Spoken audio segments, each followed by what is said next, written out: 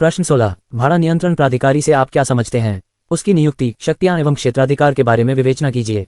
What do you understand by RCA? Discuss his appointment, powers and jurisdiction.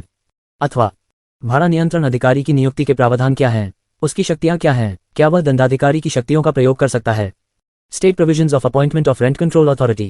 What are its powers and can he exercise magisterial powers? उत्तर धारा 28 के अनुसार collector राज्य सरकार के पूर्व अनुमोदन से डिप्टी कलेक्टर की पद श्रेणी से निम्न पद श्रेणी के किसी अधिकारी को अपनी अधिकारिता के भीतर आने वाले ऐसे क्षेत्र के लिए जिसको कि यह अधिनियम लागू होता है भाड़ा नियंत्रक प्राधिकारी नियुक्त करेगा तथा डिप्टी कलेक्टर की पद श्रेणी से निम्न पद श्रेणी के अधिकारियों में से एक या अधिक को जैसा वह उचित समझे भाड़ा नियंत्रक प्राधिकारियों की नियुक्ति इस हेतु कर सकेगा कि वे भाड़ा नियंत्रक प्राधिकारियों को सहायता दें।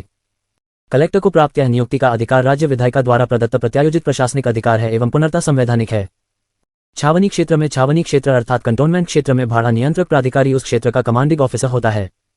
एक प्रकरण IR 1960 सु को 119 में माननीय उच्चतम न्यायालय ने यह विनिश्चय प्रदान किया है कि एक भाड़ा नियंत्रक प्राधिकारी के होते हुए यदि अन्य भाड़ा नियंत्रक प्राधिकारी की नियुक्ति कर दी गई हो तो पूर्व भाड़ा नियंत्रक प्राधिकारी की अधिकारिता स्वयमेव समाप्त हो जाती है तथा उसके द्वारा पश्चात में की गई समस्त कार्यवाही अवैध मानी जाती है। शक्तियां भाड़ा नियंत्रक प्राधिकारी को निम्नलिखित कार्यवाहियों के संबंध में एकांतिक विचार क्षेत्राधिकार प्रदान किया गया है अर्थात व्यवहार न्यायालय निम्न मामलों की सुनवाई एवं अवधारण नहीं कर सकता। 1. धारा 8 के अंतर्गत मानक भाड़े में विधिपूर्ण वृद्धि करना। 2. धारा 10 के अधीन मानक भाड़ा अवधारित करना। 3. धारा 15 के अधीन उपभाड़ेदारी के सृजन के विवाद का निपटारा करना। 4. धारा 17 के अधीन अधिभोग तथा पुनः प्रवेश के लिए कब्जे की पुनः प्राप्ति के मामले का अवधारण करना। 5. धारा 21 के अधीन अतिरिक्त संरचनाओं के निर्माण की अनुज्ञा देना। 6. धारा 22 के अधीन खाली स्थान पर निर्माण हेतु भूमिस्वामी को कब्जा दिलाना। 7. धारा 24 के अधीन अभिधारी को संदत भाड़े की रसीद दिलाना। 8. धारा 25 के अधीन भाड़े के निक्षेप को स्वीकार करना। 9. धारा 27 के अंतर्गत निक्षिप्त भाड़े का संपहरण करना। धारा 45। इसके अतिरिक्त धारा 29 के अंतर्गत भाड़ा नियंत्रक अधिकारी को निम्न शक्तियां प्रदान की गई हैं। एक भाड़ा नियंत्रक प्राधिकारी को अपने समक्ष की किसी कार्यवाही में निम्नलिखित के संबंध में वही शक्तियां होंगी जो कि सिविल प्रक्रिया संहिता 1908 के अंतर्गत किसी सिविल न्यायालय को होती हैं। दस्तावेजों का प्रकटीकरण तथा पेश किए जाने के लिए अपेक्षा करना। किसी व्यक्ति को समन करना तथा पेश किए जाने के लिए अपेक्षा करना। साक्षियों की परीक्षा के लिए कमीशन जारी करना। कोई अन्य विषय जो नियमों द्वारा विहित किया जाए। 2. भाड़ा नियंत्रक प्राधिकारी के समक्ष की कार्यवाही भारतीय दंड संहिता 1860 की धारा 193 एवं धारा 228 के अंतर्गत न्यायिक कार्यवाही समझी जाएगी तथा दंड प्रक्रिया संहिता 1898 की धारा 480 एवं धारा 482 के अर्थ के अंतर्गत सिविल न्यायालय समझा जाएगा जो कि वर्तमान दंड प्रक्रिया संहिता 1973 में धारा 345 एवं धारा 346 हैं। 3. धारा 29(2) के अंतर्गत भाड़ा नियंत्रक प्राधिकारी इस अधिनियम के अधीन कोई जांच करने के प्रयोजन से कम 24 घंटे की लिखित पूर्व सूचना देने के पश्चात एवं सूर्यास्त के पूर्व तथा सूर्योदय के पश्चात किसी भी समय किसी स्थान में प्रवेश कर सकेगा एवं उसका निरीक्षण कर सकेगा। 4. भाड़ा नियंत्रक प्राधिकारी लिखित आदेश द्वारा किसी व्यक्ति से अपेक्षा कर सकेगा कि वह समस्त ऐसे लेखे, पुस्तकें या अन्य दस्तावेज जो कि ऐसी जांच से सुसंगत हों उसके निरीक्षण के लिए ऐसे समय एवं ऐसे स्थान पर जैसा कि आदेश में निर्दिष्ट किया जाए पेश करे। 5. भाड़ा नियंत्रक प्राधिकारी द्वारा अनुसरित की जाने वाली प्रक्रिया भाड़ा नियंत्रक प्राधिकारी द्वारा इस अधिनियम के अधीन कोई आदेश जो किसी व्यक्ति पर प्रतिकूल प्रभाव डालता हो को सुनवाई का युक्त अवसर दिए बिना तथा उसके द्वारा पेश की गई साक्ष्य पर विचार किए बिना पारित नहीं किया जाएगा। इसके साथ ही भाड़ा नियंत्रक प्राधिकारी अपने समक्ष की समस्त कार्यवाहियों में खर्च के प्रश्न पर विचार कर सकेगा और किसी पक्षकार के पक्ष में या उसके विरुद्ध ऐसे खर्चे अधिनिर्णीत कर सकेगा जैसा कि वह युक्त समझे। धारा 30। मजिस्ट्रेट की शक्तियों का प्रयोग use of power of magistrate धारा 34 के प्रावधानों के अनुसार भाड़ा नियंत्रण प्राधिकारी अपने द्वारा आरोपित जुर्माना या अर्थदंड वसूलने के लिए दंड प्रक्रिया संहिता में उल्लेखित मजिस्ट्रेट की शक्तियों का प्रयोग कर सकता है। ऐसा करते समय प्राधिकारी मजिस्ट्रेट समझा जाएगा। व्यवहार न्यायालय की शक्तियों का प्रयोग use of power of civil court धारा 35 के तहत भाड़ा नियंत्रण प्राधिकारी को अपने आदेशों का पालन कराने के लिए वही अधिकार प्राप्त है जो कि एक व्यवहार न्यायालय को प्राप्त होते हैं। आदेश की अंतिमता फाइनलिटी ऑफ ऑर्डर धारा 36 ये स्पष्ट करती है कि भाड़ा नियंत्रण प्राधिकारी द्वारा दिया गया आदेश अंतिम होता है। उसके आदेशों को व्यवहार न्यायालय में बेलेज नहीं किया जा सकता है। उपरोक्त अधिकारों के प्रयोग से स्पष्ट है कि प्राधिकारी एक न्यायालय होता है, वह एक न्यायिक निकाय है। जब वह दंड आरोपित करता है तब दांडिक न्यायालय कहलाता है तथा जब वह स्वयं के आदेश का निष्पादन कराता है तब वह व्यवहार न्यायालय कहलाता है। भाड़ा नियंत्रण प्राधिकारी के कर्तव्य ड्यूटीज ऑफ RCA धारा 29(2) में प्राधिकारी पर यह कर्तव्य अधिरोपित किया गया है कि 1. वह किसी स्थान में प्रवेश तभी करेगा जबकि 24 घंटे पूर्व उसने ऐसी सूचना दे दी हो। प्रवेश सूर्योदय के बाद तथा सूर्यास्त के पूर्व किया जा सकेगा।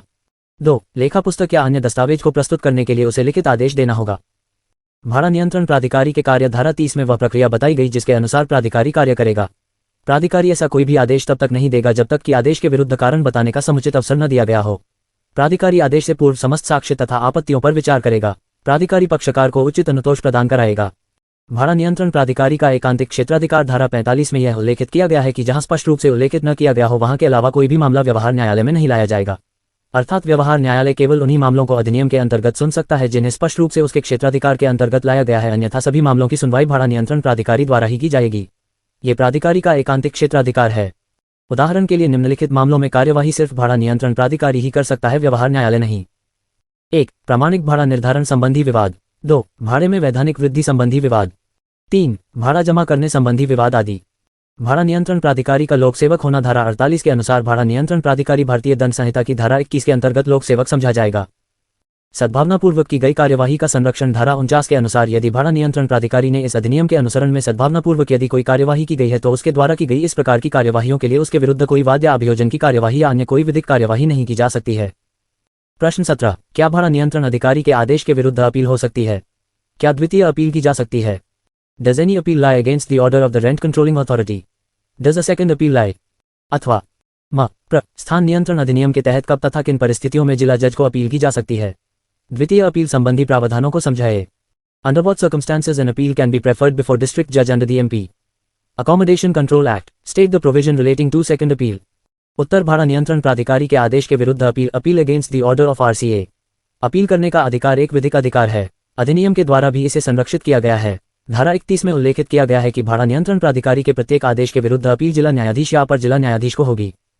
इस प्रकार धारा 31 के अनुसार भाड़ा नियंत्रण प्राधिकारी के प्रत्येक आदेश के विरुद्ध अपील हो सकती है, परंतु यदि ऐसा आदेश अंतरिम है तो उसके विरुद्ध अपील नहीं होगी। इस प्रकार कहा जा सकता है कि भाड़ा नियंत्रण प्राधिकारी के ऐसे प्रत्येक आदेश के विरुद्ध अपील की जा सकती है जो पक्षकारों के अधिकारों तथा दायित्वों को प्रभावित करते हों। कौन आवेदन कर सकता है? Who can apply? प्रत्येक वह पक्षकार जिसके हितों के विरुद्ध भाड़ा नियंत्रण प्राधिकारी का आदेश है अपील कर सकता है। यदि डिक्री उपभाड़ेदार के विरुद्ध है तो वह भी अपील कर सकता है। परिसीमा लिमिटेशन। धारा 31(2) में वह अवधि बताई गई है जिसके भीतर अपील की जा सकती है। प्रावधानों के अनुसार भाड़ा नियंत्रण अधिकारी के आदेश के दिनांक से 30 दिन के भीतर अपील जिला न्यायाधीश या अपर जिला न्यायाधीश को प्रस्तुत की जा सकती है, परंतु इस अवधि में से वह समय नहीं जोड़ा जाएगा जो कि आदेश की प्रतिलिपि लेने में लगा हो। धारा 31(2) ये भी उपबंधित करती है कि यदि अपीलार्थी किन्हीं पर्याप्त कारणों से अपील समय के भीतर प्रस्तुत नहीं कर पाता है तो न्यायालय उसके विलंब को क्षमा कर देगा। द्वितीय अपील सेकेंड अपील। धारा 32 में द्वितीय अपील के संबंध में प्रावधान दिए गए हैं। इस धारा के प्रावधानों के अनुसार द्वितीय अपील धारा में वर्णित आधारों पर ही हो सकती है, अन्य किसी आधार पर नहीं। द्वितीय अपील के लिए आधार: 1. जहां निर्णय विधि या विधि सम्मत प्रथा के विरुद्ध हो। 2. जहां विधि के किसी सारवान प्रश्न का निराकरण न हो सका हो। 3. जहां अधिनियम द्वारा निर्धारित प्रक्रिया का पालन न हुआ हो। उपरोक्त 3 आधारों पर ही द्वितीय अपील की जा सकेगी। द्वितीय अपील उच्च न्यायालय में की जाएगी। द्वितीय अपील की परिसीमा लिमिटेशन। धारा 32 में द्वितीय अपील की परिसीमा के संबंध में कोई प्रावधान नहीं दिए गए हैं। परिसीमा अधिनियम के प्रावधानों के अनुसार द्वितीय अपील के लिए समयावधि 90 दिन है। इस प्रकार कहा जाता है कि द्वितीय अपील आदेश के पारित होने के 90 दिन के भीतर की जानी चाहिए। इसमें वह समय नहीं जोड़ा जाएगा जो कि आदेश की प्रतिलिपि लेने में व्यतीत हुआ है। प्रश्न 18। भाड़ेदार के प्रति भवनस्वामी के विशेष कर्तव्यों का वर्णन कीजिए। Describe the special duties of landlord towards tenant. अथवा भवन स्वामी के स्थान नियंत्रण अधिनियम 1961 के अधीन आवश्यक सेवाओं को निर्बाध रूप से आधारित करने के दायित्व का वर्णन कीजिए। Discuss the duties of landlord to maintain the essential services under MP. Accommodation Control Act, 1961. अथवा मकान मालिकों की किराएदारों के प्रति विशिष्ट बाध्यताओं से संबंधित विधि की विवेचना कीजिए। Discuss the law relating to special obligations of landlords towards tenants. अथवा भवन की मरम्मत, रखरखाव एवं किराएदार को आवश्यक प्रदाय एवं सेवा संबंधी भवन स्वामी के विशेष दायित्वों की विवेचना कीजिए। State the provisions relating to special duties and powers of the landlords as regards repair, maintenance and essential services and its supply to the tenant. उत्तर भवन स्वामी के विशेष कर्तव्य या विशिष्ट बाध्यताएं। स्पेशल ड्यूटीज और ऑब्लिगेशंस ऑफ लैंडलॉर्ड्स। अधिनियम ने भवन स्वामियों पर कुछ विशेष बाध्यताएं आरोपित की हैं जिन्हें पूरा करना प्रत्येक भवन स्वामी का कर्तव्य है तथा प्रत्येक भाड़ेदार का यह अधिकार है कि वह भवन स्वामी से ऐसे कर्तव्यों को पूरा कर सके। ये बाध्यताएं निम्नलिखित हैं। स्थान को अच्छी हालत में रखना, to keep accommodation in good repair. धारा 37 के अनुसार प्रत्येक भवन स्वामी स्थान को अच्छी अवस्था में रखने के लिए बाध्य है। ये धारा प्रत्येक भवन स्वामी पर दायित्व आरोपित करती है कि वह स्थान को हमेशा अच्छी हालत में रखे तथा वह भाड़ेदार को दिए जाने योग्य बना रहे। वह भवन स्वामी पर एक वैधानिक दायित्व है। जहां भवन स्वामी ऐसे दायित्व निर्वहन में असफल हो, where the landlord fails to perform such obligation। धारा 37(2) उपबंधित करती है कि जहां भवन स्वामी भवन की हालत को मरम्मत कराने में या अच्छा रखने में असफल होता है वहां भाड़ेदार स्वयं ही ऐसी मरम्मत करा सकता है, परंतु इसके लिए निम्नलिखित शर्तों का पूरा होना आवश्यक है। भाड़ेदार द्वारा भवन स्वामी को लिखित सूचना दी गई हो। एक भवन स्वामी को सूचना प्राप्त होने के बाद युक्त समय व्यतीत हो चुका हो। यदि मरम्मत ऐसी हो कि उसके किए बिना स्थान रहने योग्य नहीं रहता है तब ऐसी मरम्मत कराने के लिए भाड़ेदार को भाड़ा नियंत्रण अधिकारी से अनुमति लेनी होगी। मरम्मत खर्च प्रिपेयरिंग कॉस्ट 1। ऐसी मरम्मत यदि भाड़ा नियंत्रण प्राधिकारी की अनुमति के बिना की गई हो तो भाड़ेदार भवन स्वामी को देय भाड़े में से खर्च की गई राशि को काट सकता है, परंतु ये राशि वार्षिक भाड़े के 12वें अंश के बराबर होगी, इससे अधिक नहीं।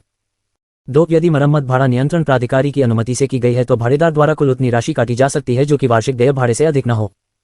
3 यदि मरम्मत में वार्षिक देय भाड़े के आधे से अधिक खर्च होना है और ऐसा खर्च भाड़ेदार स्वयं वहन करने के लिए तैयार हो तब प्राधिकारी उस मरम्मत के लिए आदेश दे सकता है।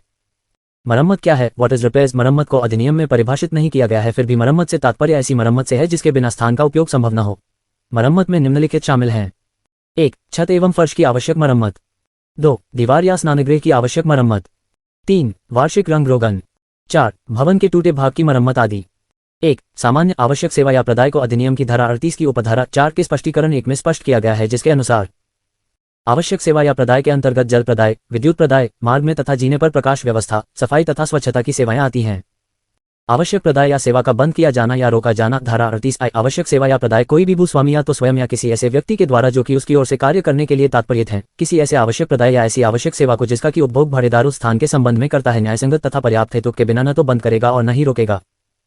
आवश्यक सेवा या प्रदाय का बंद किया जाना। यदि कोई भूस्वामी आवश्यक प्रदाय या सेवा को पर्याप्त हेतु या न्यायसंगत हेतु के बिना बंद करता है या रोकता है तो अधिकारी ऐसे उल्लंघन की शिकायत करते हुए भाड़ा नियंत्रक प्राधिकारी को आवेदन कर सकेगा। प्रतिक्रिया यदि भाड़ा नियंत्रक प्राधिकारी जांच करने पर इस निष्कर्ष पर पहुंचता है कि ऐसी आवश्यक सेवा या प्रदाय भूस्वामी द्वारा न्यायसंगत एवं पर्याप्त हेतु के बिना बंद कर दिया गया था या रोक दिया गया था तो वह ऐसा प्रदाय या ऐसी सेवा प्रत्यावर्तित करने के लिए भूस्वामी को निर्देश देते हुए आदेश करेगा। भाड़ा नियंत्रक प्राधिकारी स्वप्रेरणा से यह निर्देश दे सकेगा कि 50 रुपये से अधिक के प्रतिका का संदाय भाड़ेदार द्वारा भूस्वामी को किया जाए यदि उपधारा ई के अधीन आवेदन तुच्छता या तंग करने के लिए प्रस्तुत किया गया था। ऐसा संदाय भूस्वामी द्वारा अभिधारी को किया जाए यदि भूस्वामी ने प्रदाय या सेवा न्यायसंगत एवं पर्याप्त हेतु के बिना बंद कर दी थी या रोक दी थी।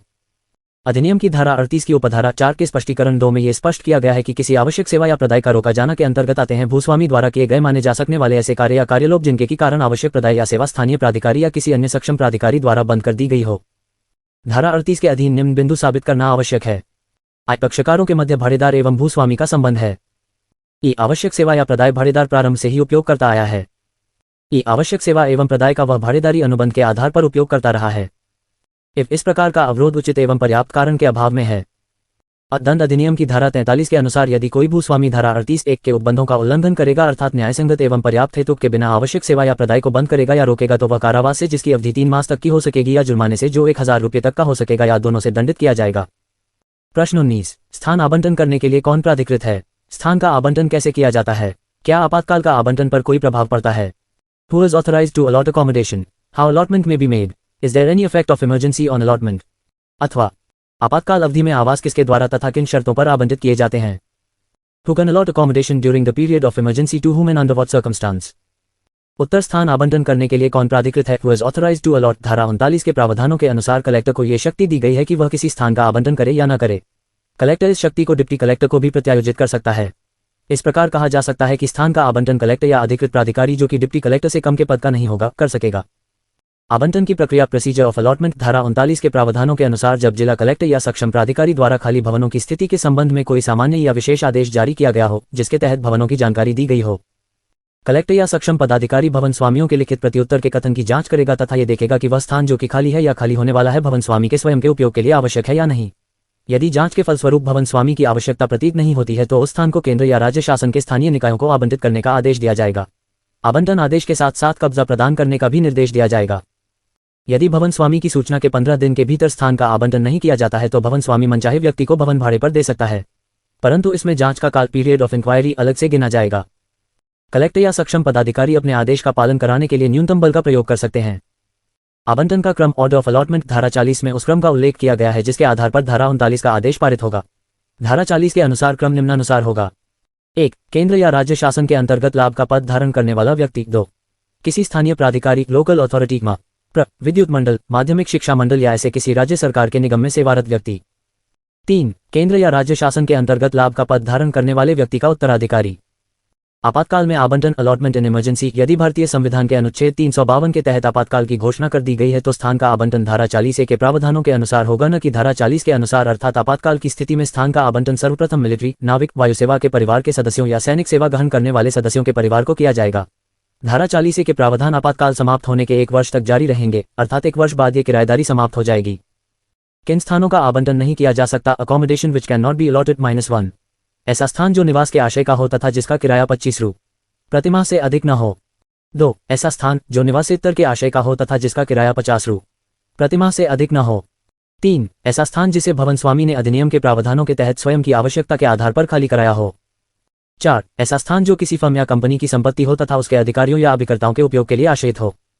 उस व्यक्ति का दायित्व जिसे स्थान आवंटित किया गया, liability of person allotted accommodation, जिस व्यक्ति को धारा 39 के तहत भवन आवंटित किया गया है वह व्यक्ति भवन स्वामी का भाड़ेदार टेनेंट समझा जाएगा तथा वह व्यक्ति भवन स्वामी को धारा 41 के प्रावधानों के तहत भाड़ा देने के लिए उत्तरदायी होगा। किराएदारी की समाप्ति, टर्मिनेशन ऑफ टेनेंसी, जहां धारा 39 के प्रावधानों के अनुसार किसी व्यक्ति को स्थान किराए पर दिया गया है वहां 1. उस व्यक्ति की सेवानिवृत्ति पर या 2. अन्य किसी कारण से यदि वह व्यक्ति पद धारण न करता हो तब ऐसी भाड़ेदारी किराएदारी समाप्त हो जाएगी। किराएदारी समाप्त होने के 7 दिवस के भीतर वह व्यक्ति उस स्थान को रिक्त कर देगा, परंतु धारा 42 के प्रावधानों के तहत कलेक्टर ये समयावधि विशेष कारणों के तहत 4 माह तक बढ़ा सकता है। प्रश्न 20 स्थान नियंत्रण अधिनियम 1961 के तहत दंड संबंधी प्रावधानों को उल्लेखित कीजिए। 1961 discuss the provisions relating to penalties under the MPAC act. उत्तर, दंड के प्रावधान पीनल प्रोविजंस 1। धारा 43 दंड के संबंध में उपबंध करती है। यदि धारा 7(1) के उल्लंघन में कोई भूमिस्वामी प्रामाणिक किराए से अधिक भाड़ा किराएदार से वसूलता है अथवा धारा 10 में भाड़ा नियंत्रक द्वारा निर्धारित प्रामाणिक भाड़े से अधिक भाड़ा वसूलता है तो भूमि स्वामी को 3 माह का साधारण कारावास या जुर्माना या दोनों का दंड किया जा सकेगा। जुर्माना प्रामाणिक भाड़े से जितनी राशि अधिक मांगा या वसूला गया हो से अधिक हो सकता है, परंतु अधिकतम 1000 रुपये होगा। 2. धारा 6(2)(3) के अंतर्गत कोई धनराशि भाड़ेदारी समाप्ति या नवीनीकरण के लिए वसूल कर इस धारा का उल्लंघन करे तो उसे 6 माह का कारावास और 5000 रु जुर्माना तक या दोनों का दंड दिया जा सकेगा। 3. धारा 12(1)(b) के अंतर्गत यदि कोई भाड़ेदार उपभाड़ेदारी अवैधानिक तौर पर निर्मित करता है या अपने अधिकार का अभ्यर्पण करता है तो उस पर 1000 रुपये का जुर्माना किया जा सकता है। 4. यदि कोई भवन स्वामी धारा 17 की उपधारा 1 या 2 के उल्लंघन के किसी स्थान को भाड़े पर देता है तब उसे 3 माह के कारावास या 1000 रु तक जुर्माने या दोनों से दंडित किया जा सकता है। 5. यदि कोई भवन स्वामी धारा 23G के उपबंधों के उल्लंघन में किसी स्थान को या उसके भाग को भाड़े पर देता है तब उसे 3 माह के कारावास या 1000 रु जुर्माने या दोनों से दंडित किया जा सकता है। 6. यदि भवन स्वामी आवश्यक सेवा या प्रदाय धारा 38 के अंतर्गत रोक दे तो वहां भवन स्वामी को 3 मास का कारावास या 1000 रु तक जुर्माना या दोनों हो सकता है। 7. शासकीय कर्मचारियों को मकान आवंटन व भाड़े पर नियंत्रण रखने के प्रावधान जो धारा 39 में है और आपातकाल लगा होने पर यदि भवन स्वामी मकान देने से आनाकानी करे और धारा का उल्लंघन करे तो वहां भवन स्वामी को 3 मास का कारावास या 1000 रु तक जुर्माना या दोनों हो सकता है।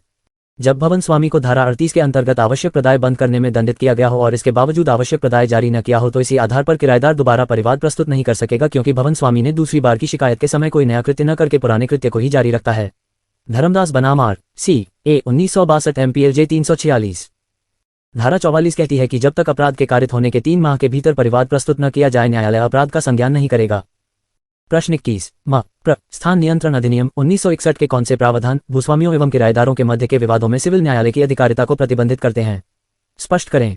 उत्तर स्थान नियंत्रण अधिनियम 1961 की धारा 45 के अनुसार अधिनियम में ये स्पष्ट किया गया है कि इस अधिनियम में अभिव्यक्त रूप से अन्यथा उपबंधित के सिवाय भाड़ा नियंत्रक प्राधिकारी इस अधिनियम के लागू होने वाले स्थानों के संबंध में जहां तक मानक भाड़ा नियत किए जाने या ऐसे अन्य मामले जिन्हें विनिश्चित करने के लिए अधिनियम के अधीन सशक्त है, उन मामलों के संबंध में कोई भी वाद या कार्यवाही कोई भी सिविल न्यायालय ग्रहण नहीं करेगा। तथा धारा 45 में आगे ये भी स्पष्ट किया गया है कि किसी सिविल न्यायालय या अन्य प्राधिकारी द्वारा ऐसी किसी भी कार्यवाही के बारे में या की जाने वाली कार्यवाही के बारे में कोई भी आदेश नहीं दिया जाए जो कि इस अधिनियम के अधीन भाड़ा नियंत्रक प्राधिकारी द्वारा की गई हो अथवा ली जा रही हो। स्थान नियंत्रण अधिनियम 1961 की धारा 45 का पूर्ण रूप से यह अर्थ भी नहीं लगाया जाना चाहिए कि यह धारा सिविल न्यायालय की पुनर्तः अधिकारिता को प्रतिबंधित करती है, क्योंकि धारा 45 के खंड 2 में ये स्पष्ट प्रावधान है कि यदि किसी स्थान के हक संबंधी प्रश्न के विनिश्चय का तथ्य हो या धारा 13 के अंतर्गत किसी स्थान का भाड़ा प्राप्त करने के लिए हकदार व्यक्ति या व्यक्तिगण कौन है, ऐसे प्रश्नों में विनिश्चय के लिए कोई वाद को कार्यवाही किसी सिविल न्यायालय को ग्रहण करने से सिविल न्यायालय की अधिकारिता को प्रतिबंधित नहीं किया गया है। उक्त तथ्यों से स्पष्ट है कि जहां एक और सिविल न्यायालय ने उस वाद को ग्रहण करने एवं कार्यवाही करने संबंधी सीमाएं अधिनियम में स्पष्ट की हैं, वहीं उसके अपवाद भी उल्लेखित हैं। धारा 45 में उपबंध है कि इस अधिनियम के अधीन भाड़ा नियंत्रक प्राधिकारी को जिन मामलों को सुनने का एकाधिकार होगा उस प्रकृति के मामलों में सिविल न्यायालय हस्तक्षेप नहीं करेगा। धारा 45 के द्वारा सिविल न्यायालयों की अधिकारिता पर प्रतिबंध लगाया गया है। धारा 45 द्वारा स्पष्ट रूप से प्रतिबंधित किया गया है, परंतु सिविल या व्यवहार न्यायालय निम्न परिस्थितियों में मामलों में कार्यवाही करने का विचाराधिकार रखते हैं। 1. जब भाड़ा नियंत्रक प्राधिकारी द्वारा सारभूत प्रावधानों की अवहेलना की गई हो तब व्यवहार न्यायालय को उस विषय पर विचार करने का अधिकार है। 2. जब भूस्वामी एवं भाड़ेदार के संबंध में विवाद हो तो सिविल न्यायालय ही उस संबंध में विचार कर सकते हैं। 3. मालिकाना हक या स्वत्वाधिकार के संबंध में जब किसी स्थान का विवाद हो तब व्यवहार न्यायालय ही विवाद का अंतिम निपटारा कर सकते हैं। 4. जब एक से अधिक व्यक्ति किसी भवन के भूस्वामी होने का दावा करते हों तो भाड़ा लेने का अधिकार किसे होगा, इस संबंध में सिविल न्यायालय ही विचार कर सकते हैं। 5. जब किसी प्राधिकारी को जो अधिकार दिए गए हैं उससे अधिक अथवा किसी अधिकारिता से बाहर जब कार्य करते हों तो उस संबंध में सिविल न्यायालय विचार करने के लिए सक्षम है।